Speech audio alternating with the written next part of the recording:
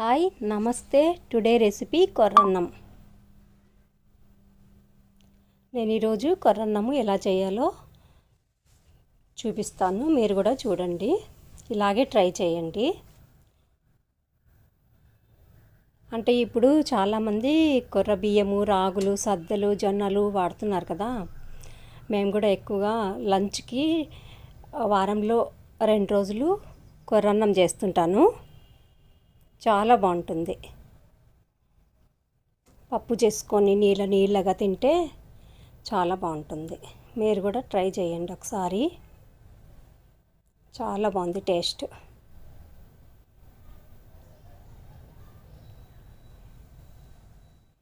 ఇప్పుడు తయారీ విధానం చూద్దాము.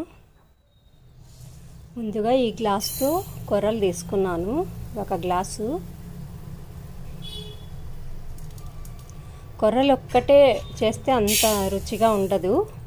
ఏమో నాకు చిన్నప్పటి నుంచి తినే అలవాటైంది. మా అమ్మ అట్టే చేసేది. ఈ కొర్రలకి మన వైట్ రైస్ అంటే తెల్ల బియ్యం మన ఇంట్లో ఉంటాయి కదా, ఆ బియ్యము కొన్ని ఒక చిన్న గ్లాస్తో 1 గ్లాసు బియ్యం వేస్తున్నాను. అవి 2 కలిపి చేస్తా అంటే మా అమ్మ ఎప్పుడూను. గోంగూర పప్పు చేసి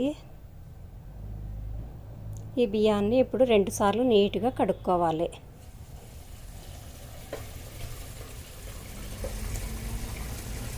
కొర్రలో పొట్టు ఎక్కువ వస్తుంది కదా, మనం ఆ పొట్టు పోయే విధంగా కడుక్కోవాలి నీట్గా. చాలా బాగుంటుంది. అయితే 2-3 సార్లు కడిగినాను. మీరు కూడా అట్లే కడగండి.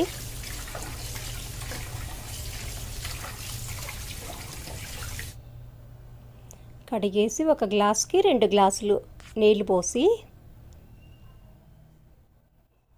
1 గంట సేపు నానబెట్టుకోవాలి. అయితే 1 గ్లాస్కి 2 గ్లాసులు ఇట్లా సరేసురు పెట్టుకోవచ్చు. మనకి కొలత తెలిసిన వాళ్ళు అయితే అట్లా ఆ గీత వరకు పెట్టుకోవచ్చు. కొంచెం ఉప్పు వేసి నానబెట్టుకున్నాను. తర్వాత అన్నము స్టవ్ అంటించి అన్నం పెట్టేస్తున్నాను. సిమ్లోనే ఉడికించుకుంటే చాలా బాగా వస్తుంది కొర్రన్నము.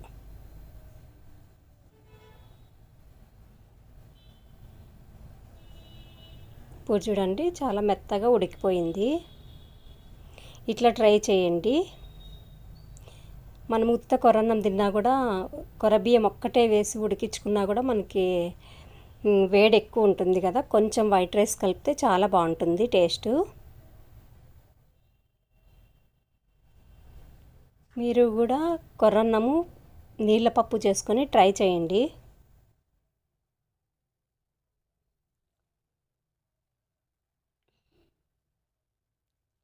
చాలా బాగుంది అన్నము.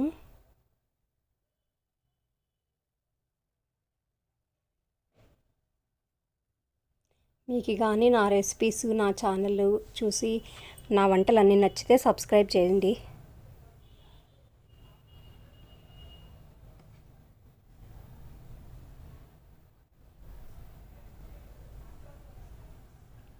ఇంతేనండి ఇవాల్టి వీడియో. కొర్రన్నము మధ్యాహ్నం లంచ్కి తింటే చాలా బాగుంటుంది. మీరు కూడా ట్రై చేయండి.